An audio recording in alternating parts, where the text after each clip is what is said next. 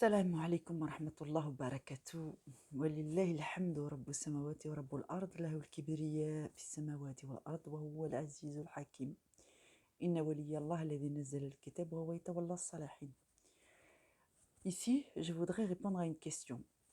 Un certain nombre de personnes me demandent si ils font partie des cas compliqués, des cas difficiles, et j'ai déjà connu des cas comme compliqués et ainsi de suite. Sachez qu'en termes de ruqya, tous les cas sont complexes. Il n'y a jamais un seul facteur. Il y a toujours beaucoup d'éléments et il y a donc toujours une certaine complexité. Mais on retrouve souvent, quand on s'y connaît à ruqya, on retrouve souvent les mêmes problèmes. Les mêmes problèmes en termes de piété, et les mêmes problèmes en termes de sihr, de ce qui a été fait, ou de ayn ou de hasad.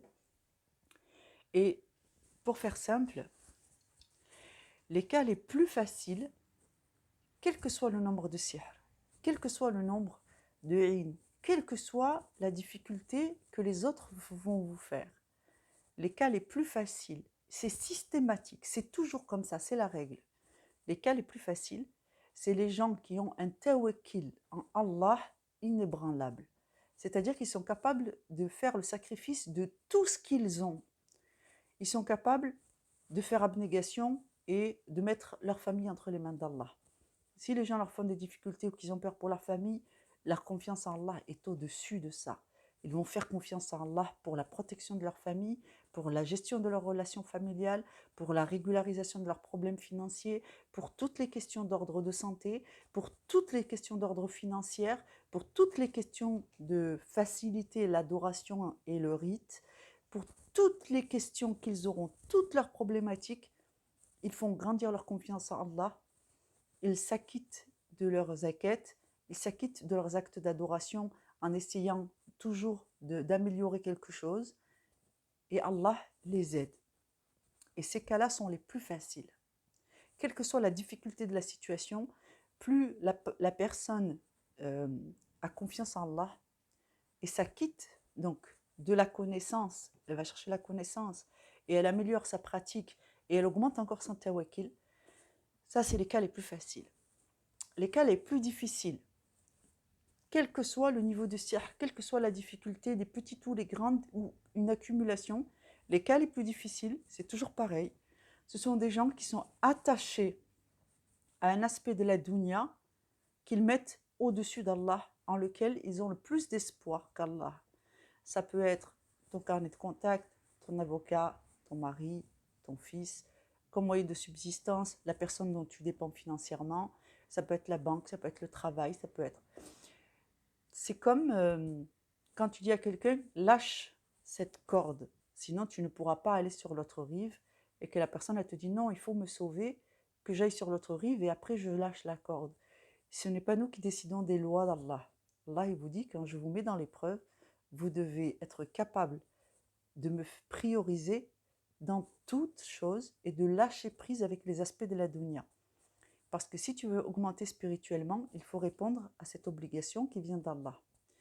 Donc, il faut augmenter son tawakkil pour être capable de renoncer à son péché qui fait que le soutien d'Allah ne vient pas. Donc, les cas les plus compliqués en termes de ruqya, c'est ça. Donc, en dessous, quand on a enlevé toutes les couches et qu'on veut faire un résumé, le résumé, c'est celui-là. Les personnes qui font augmenter leur confiance à Allah au point de pouvoir sacrifier tout ce qu'ils ont et d'y renoncer en somme, pour privilégier Allah, ceux-là sont les plus faciles à soigner. Et ceux-là, Allah les aide. C'est pour ça qu'ils sont faciles à soigner. Ceux qui refusent de lâcher prise avec les aspects des choses qui relèvent de la dunya, comme même, c'est la famille, c'est important, mais c'est entre les mains d'Allah et on refuse cette vérité, eh bien, c'est les gens les plus difficiles à soigner. Donc, en somme, ça ne relève pas toujours d'un sihr. Souvent, Allah dit dans le Coran que le mal que nous avons, nous le faisons de nos propres mains. C'est-à-dire que déjà la situation elle est difficile. Si en plus, émotionnellement, vous refusez de lâcher prise, parce que c'est ce qu'Allah vous demande, vous mettez entre ses mains et vous vous confiez, vous lui donnez la responsabilité, vous lui rendez ce qui lui appartient en termes de responsabilité et vous lui faites confiance. Quoi qu'il arrive, cette confiance doit être indéfectible. Et c'est ça qui fait augmenter votre pouvoir dans la vie spirituelle, votre bonheur dans le monde, votre capacité de vous détacher du malheur et de pouvoir avancer un peu plus sereinement. Et souvent, lorsque vous faites ça, Allah vous augmente à un niveau de piété où ensuite vous voyez clair sur la situation. Allah vous montre les bienfaits qu'il a fait pour vous et vous vous réconciliez avec les décisions et les moments difficiles. Et ainsi, vous atteignez un niveau, un palier de paix intérieure.